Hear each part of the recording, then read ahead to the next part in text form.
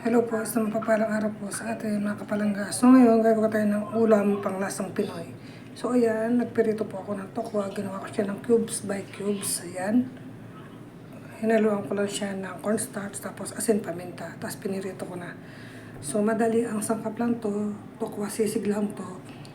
So ayan, celery, onion, tsaka sili. Tapos lemon, toyo, asin, paminta, at saka konting asukal.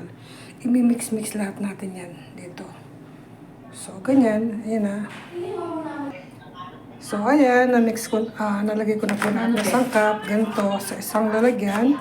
Ayan, imi-mix ko lang siya ng ganyan. Tapos, ilalagay na natin yung tokwa. So, ayan po. Nahalo-halo ko na lahat na sangkap. Tapos, imi-mix ko na yung ating tokwa. So, ayan na po ang ating masarap na tokwa sisig. So, ayan. Masarap na po ang ating ulam, panlasang Pinoy na tofu sisig. So, ilan po. God bless po sa ating lahat.